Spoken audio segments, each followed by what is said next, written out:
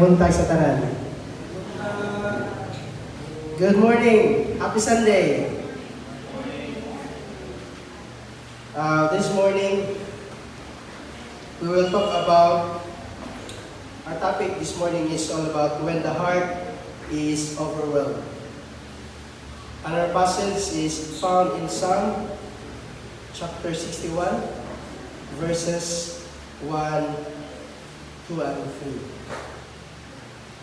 So, let's open our Bible, if we have our Bible.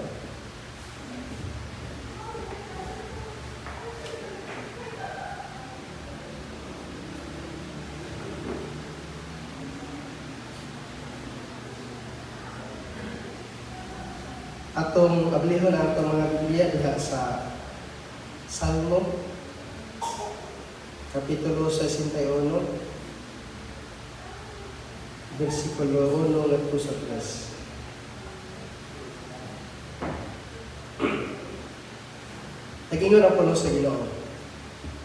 Hear my cry, O God. Listen to my prayer. From the end of the earth I call to you when my heart is faint. Lead me to the rock that is higher than I, for you have been my refuge, a strong tower against the enemy. Let's pray. Oh God in heaven, we're so thankful because you are so good to us and your faithfulness endures forever. Thank you, O God, for your mercy na kanunay na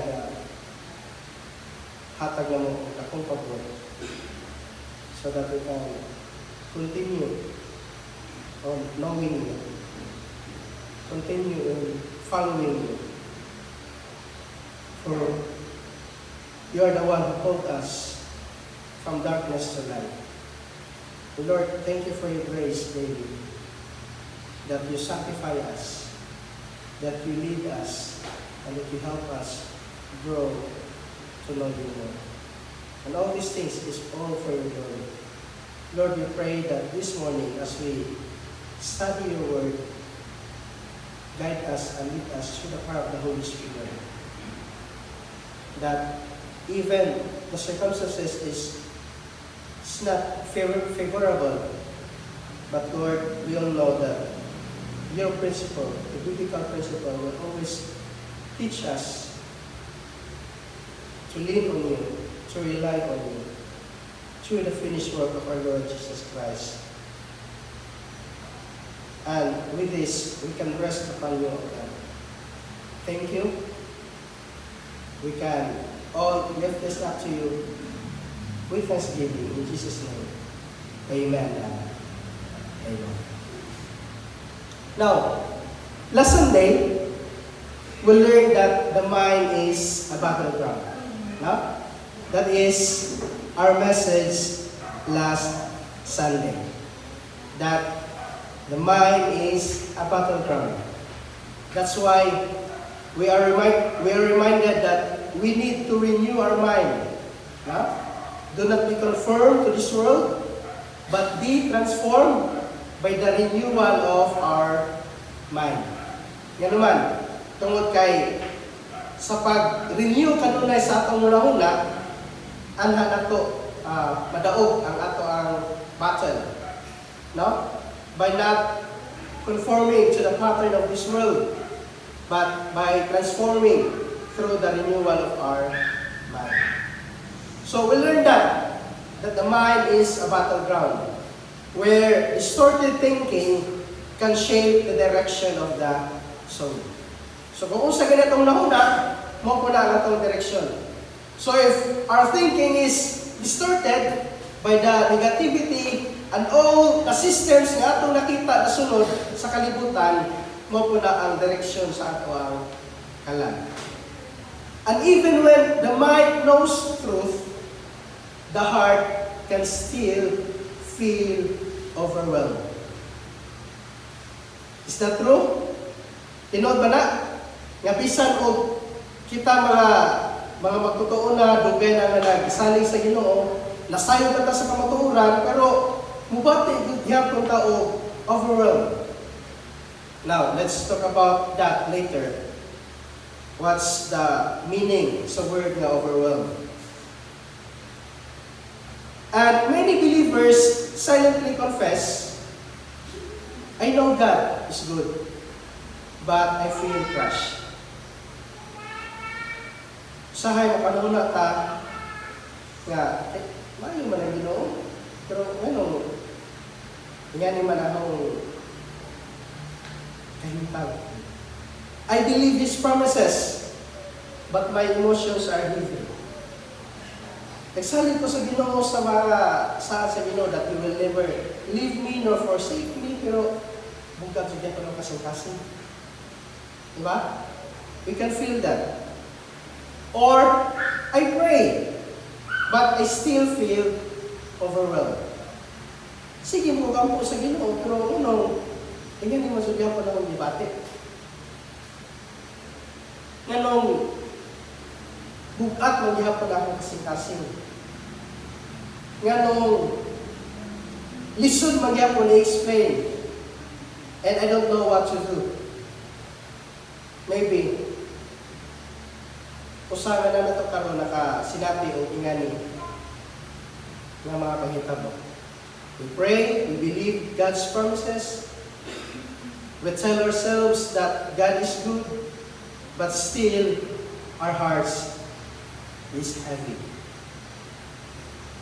Now, the word translated faint or overwhelmed means to be covered, to be wrapped up, or to be unable to cope. So when we say overwhelmed, you are covered by what? By possibly problems, anxiety, challenges. That's why your heart overwhelmed or faint.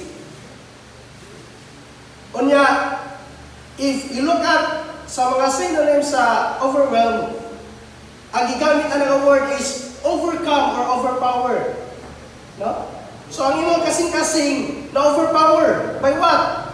By those circumstances nga nakita nato nakapalibot sa ato kinabuhi. And we can't deny that our hearts, when our hearts makasinati o ingana nga makasinatian. That is why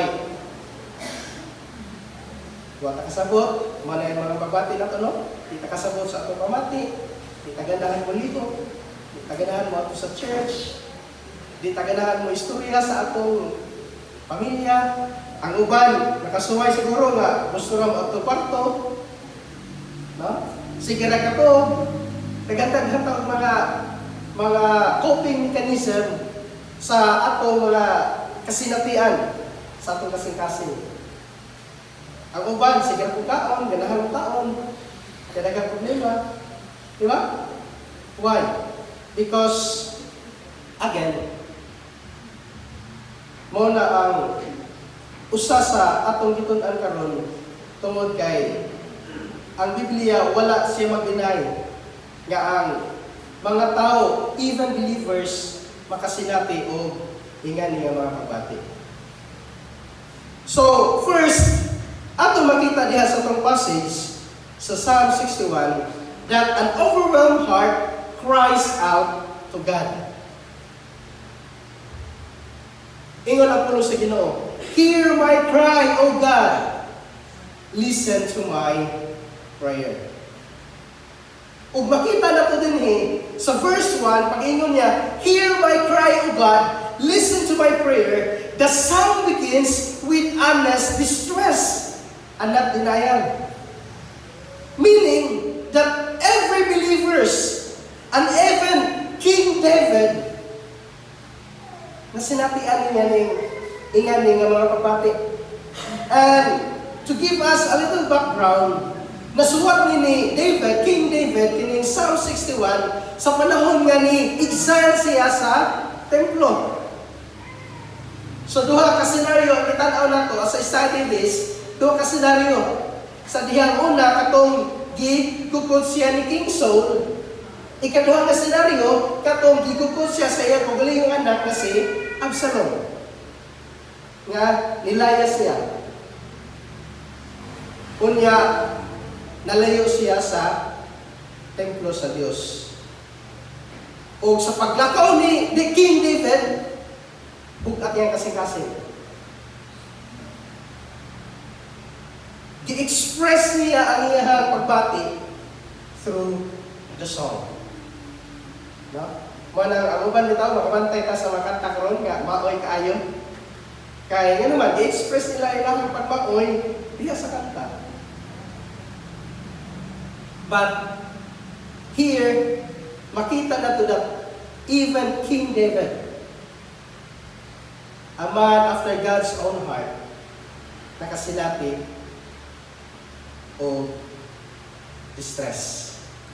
And his song begins with honest distress, not denial. Hear my cry, O God.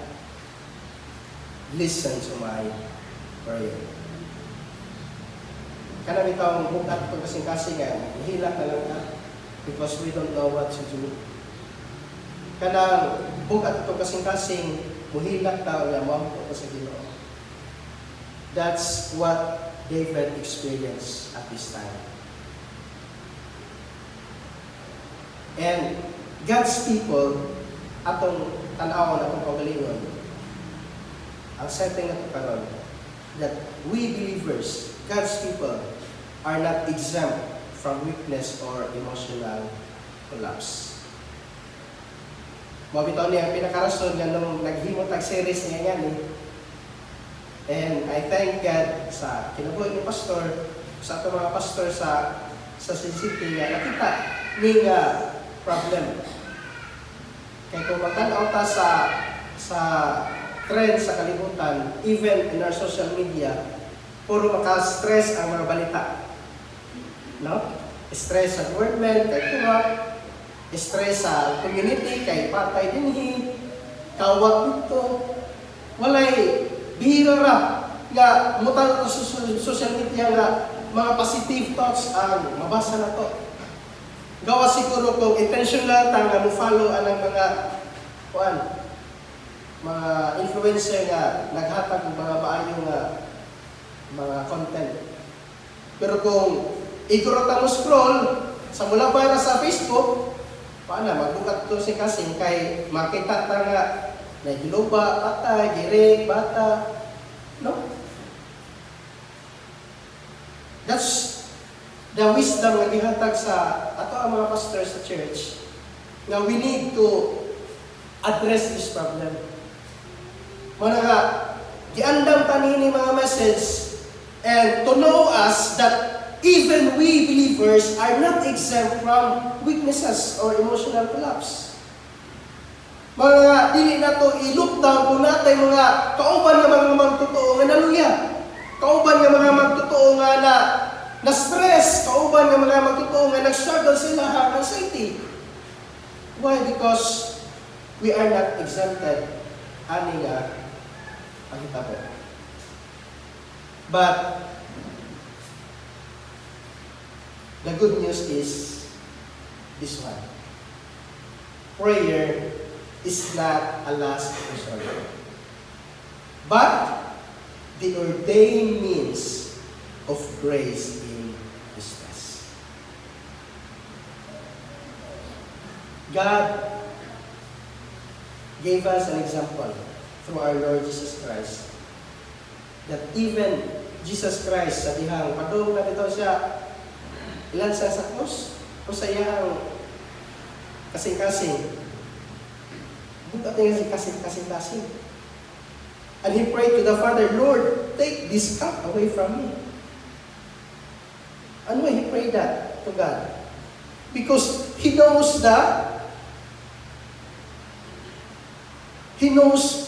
kung saan may tabo niya dito sa cross.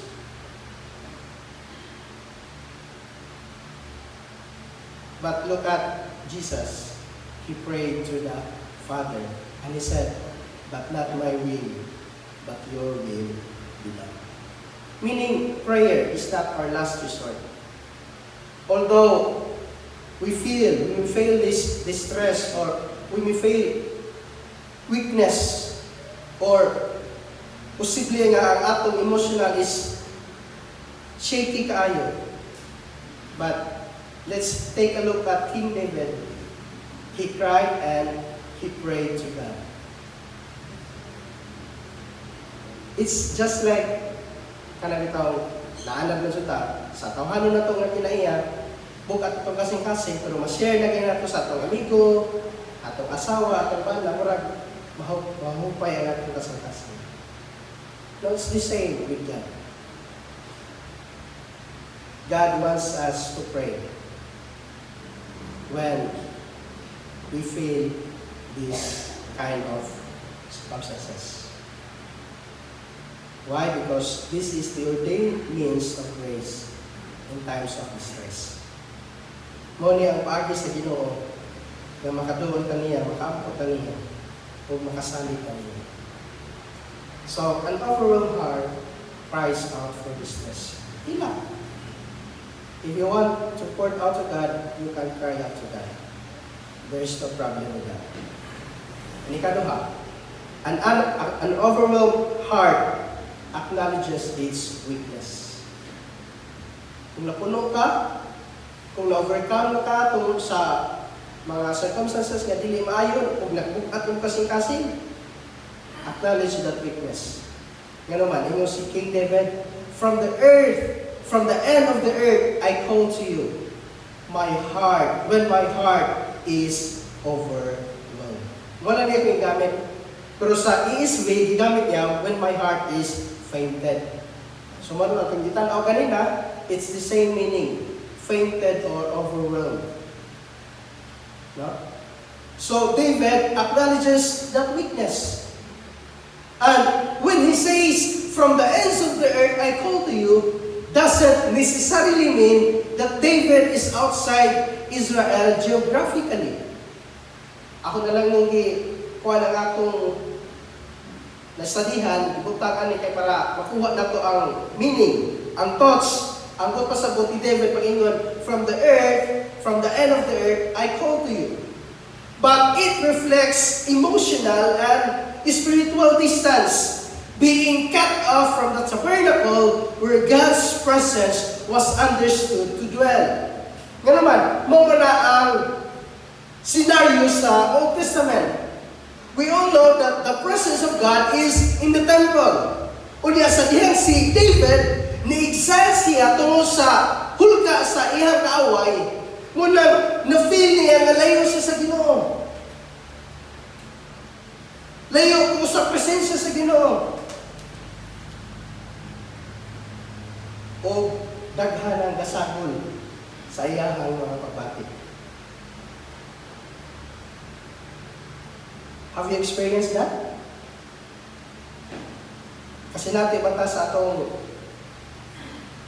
mga past experiences na you feel God is distant sa ato or makapamutan na siguro ta nga tinungod ba siya na Ginoo?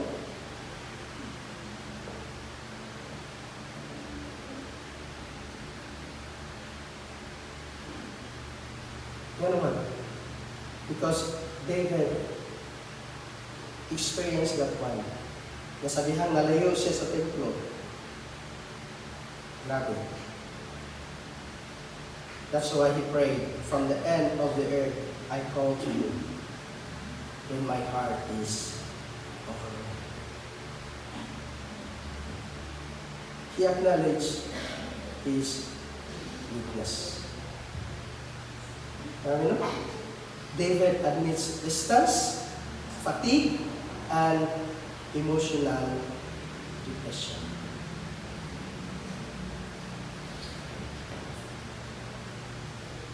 Is that a problem? No.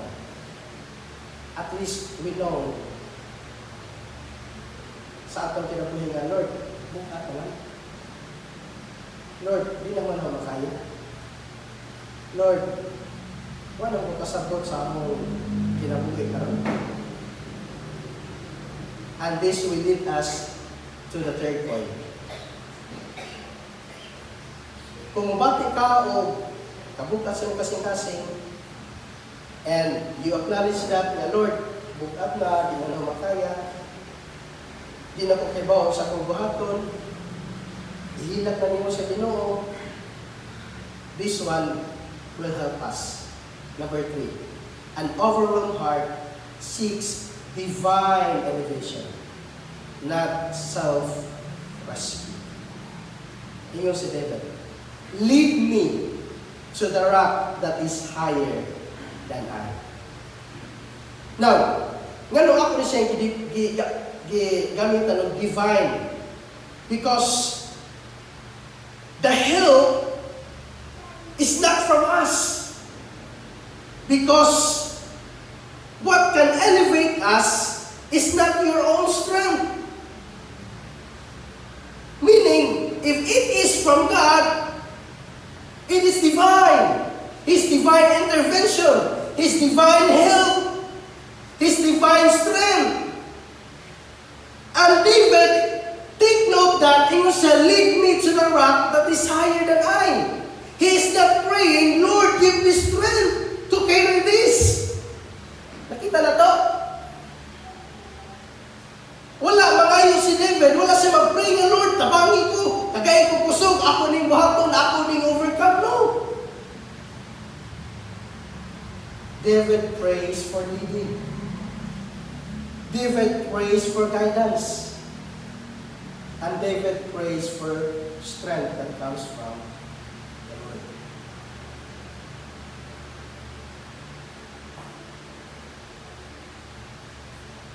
Meaning that David admits weakness and asks God to lift him to safety he cannot reach on his own. Now, kung sa maling nga message for us, but pasabot that you pray to God. Let us pray to God that God will lead us. That God will lift us up. Again, not by your own strength.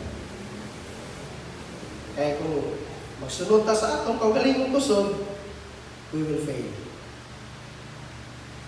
No? We will fail. Kung magsunod ta sa atong kaugalingon nga effort, we will fail. Dili ta makahimo sa pagsunod o pagsagubang sa tanang mga maubos sa itong ginabuhi kung magsalita sa atong kaugalingon nga kusog. That's why when we feel trouble and our hearts is heavy, ask God to lift you. Because God is our only strength. God is our only hope.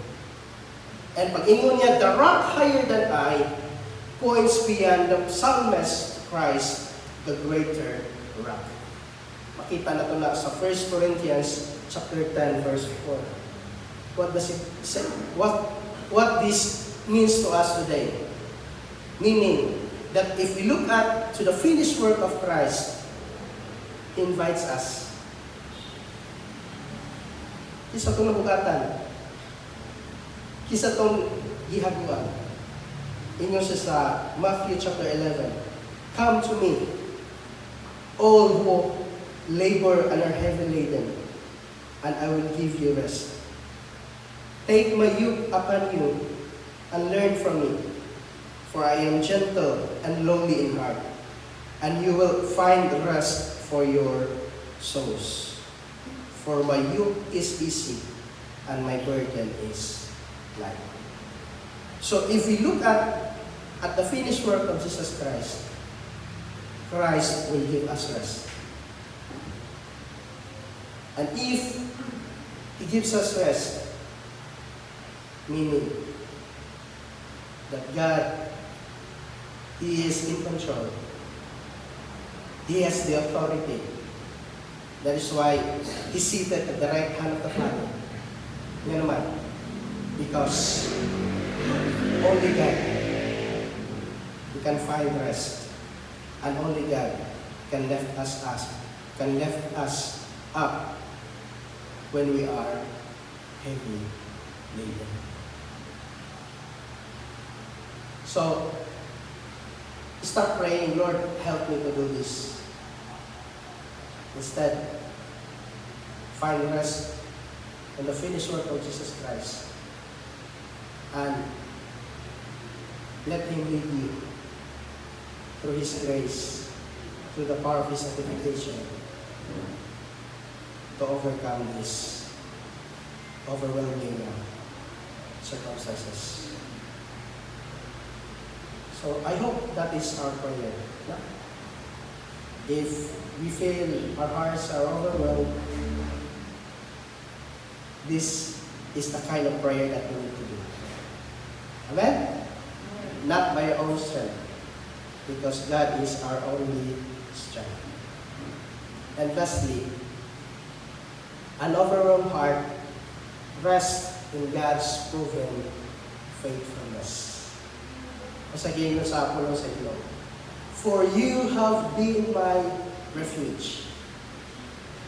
You have been my refuge. But pasagot, David was looking back what God has done for himself.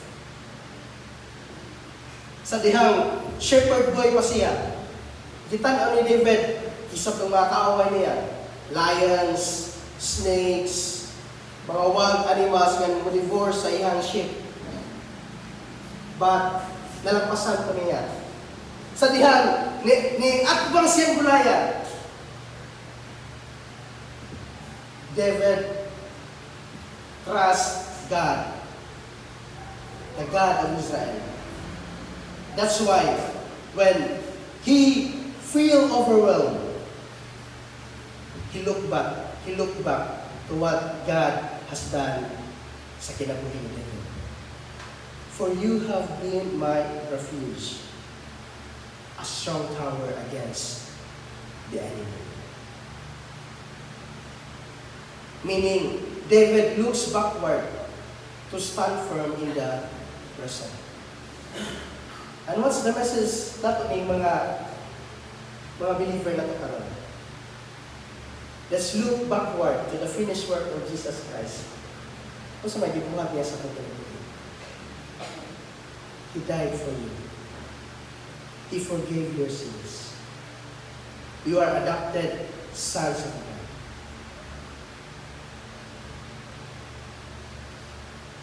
He gave you assurance. He gave you the Holy Spirit that will work within you. Tanawa ang dibuhat ng Kristo sa iyong kinabuhi.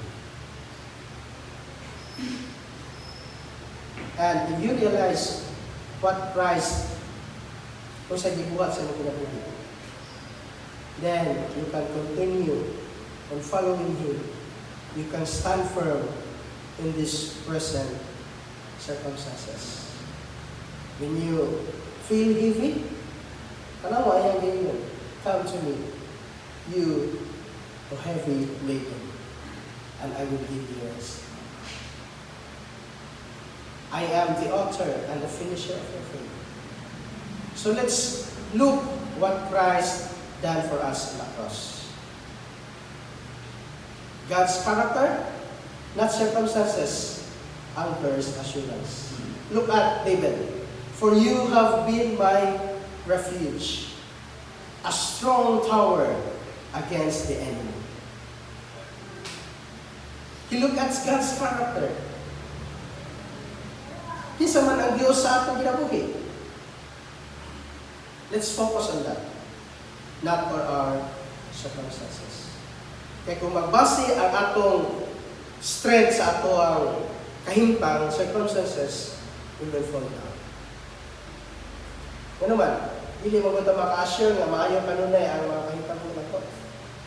Dili magod ta maka-assure nga tanan natong gi-expect mahitabo. Tanan natong plano mahimo. Tanan na itong mga paningkamot, pakampot.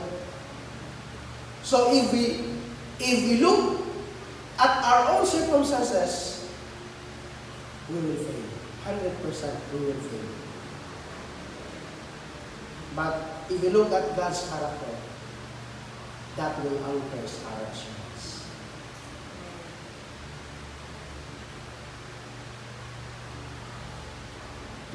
Okay, mag-usa man ang bukat at kasing-kasing. Tumantala ta sa kinsa ang Dios nga nagluwas nako, kinsa ang Dios nga nahigugma nako, kinsa ang Dios nga maluluyo nako. That will give us our assurance. And lastly, refuge and protection are found in God Himself. If you want protection, God is our protection. If we want refuge, kung di na niyo makaya and you want rest, God Himself is our refuge. So, Christians, it doesn't mean that we are believers of Christ, we will not experience an overwhelmed heart. But as a conclusion, let's take this to our hearts. That when our heart is overwhelmed, God calls His people not to stronger resolve. Again, not your own strength, not your own resolve, but to deeper refuge. You cry. If that will help you feel better, you cry out to God. You confess your weakness to God. And then cling to Christ. No? Lead me to the rock greater than I. Cling to Christ and trust in His faithfulness. Let's look at to the finished work of Jesus Christ. And I just remember that all the messages that is in the Bible, in the Old Testament and in the New Testament, it will always point, again, it will always point to Christ. Kaya kamatayo rin po sa cross. Why? Because He can only give us the rest. He invites Christ right now. Kung bukat yung kasing-kasing, kung na ay mga kabukat, kalibog karon sa inyong mga pabati, Christ invited you today. Come to me, and I will give you rest.